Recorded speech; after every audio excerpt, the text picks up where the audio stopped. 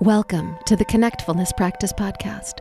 Here we settle into the murky, tangled, and freaking hard parts of life to restore our relationship with the self so it can ripple out to the people we love, the work we do, and the world around us.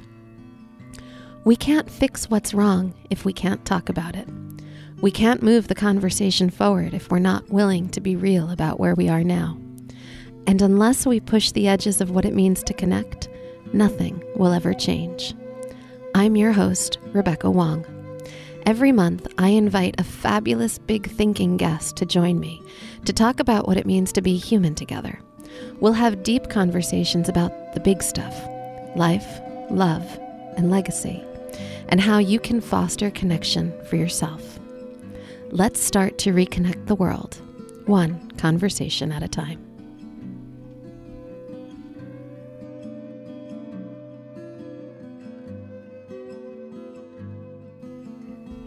Hi, we might not know each other yet. I'm Rebecca Wong.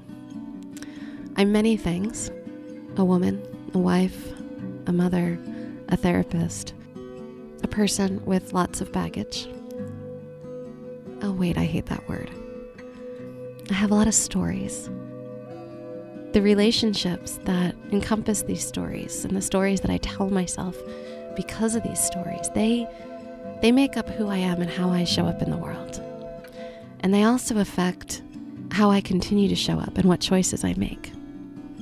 And so through my work, which is really, it feels like soul's work.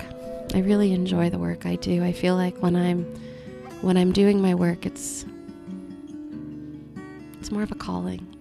Through my work, I've learned that how we talk to ourselves, things that we say to ourselves, the stories that we hold as part of our makeup, these stories affect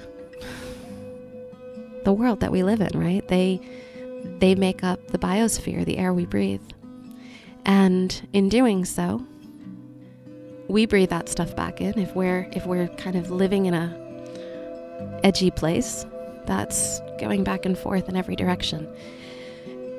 It's how we're feeding the relationships in our lives. It's how we're feeding ourselves. It's what we're allowing ourselves to take in. It's what we're giving out. So how can we soften the edges? Our own edges. How do we learn how to look at ourselves?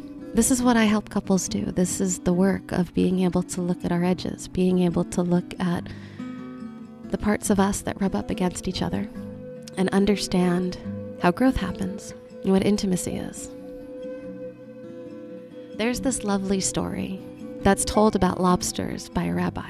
And the rabbi says that the lobsters are walking around on the bottom of the ocean floor, and then they start to get uncomfortable inside their shell, inside their exoskeleton, because the skeleton, the shell, doesn't grow. And so in order for the lobster to keep growing and not be uncomfortable, it's got to go hide underneath a rock and break free of its exoskeleton, break free of its shell, and live in that vulnerable state with no shell on, under the rock, until a new shell grows in. And then it can walk away from that rock with its new exoskeleton, all comfortable, be a lobster and do lobster things until it gets uncomfortable again. And so the storyline here is that discomfort precedes vulnerability, which precedes growth and confidence and strength and intimacy, that we need to make space for that discomfort and the vulnerability. That's a part of the conversation. And that's why this work is deep and personal. We're going to be exploring a lot of different themes and topics on this podcast. We're going to be looking at ourselves in relationships. We're going to be looking deeply into how to remember who we are. We're going to be exploring how do these ideas of who we are get formed.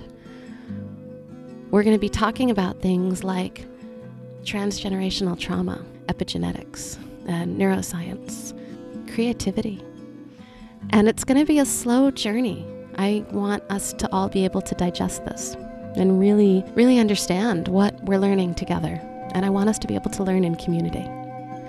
I would love to hear what you want and what you're looking for, and I encourage every one of you to join the Connectfulness community. There'll be a link in our show notes. I'm looking forward to journeying with you this season.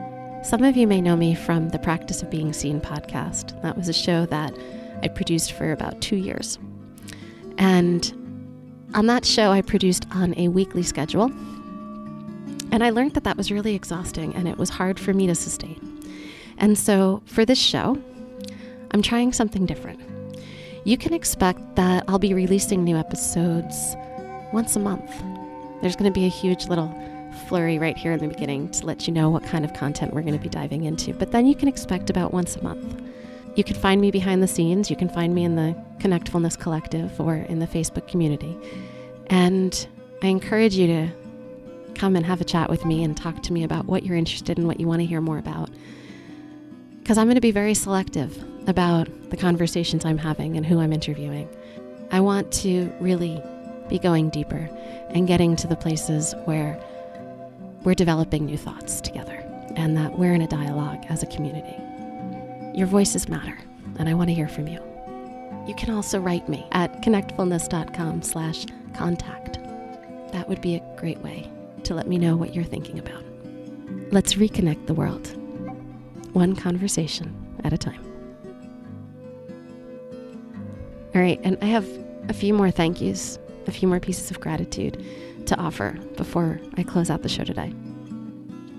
One is to my amazing behind-the-scenes team, Christy Hausler, who I could not pull off podcasting without. And that gorgeous music, that music is played and recorded and mixed by Sarah and Chris Ferris at Kidney Stone Studio. Sarah and Chris, thank you so much. And you guys, I have some amazing events and other opportunities for working with me out there.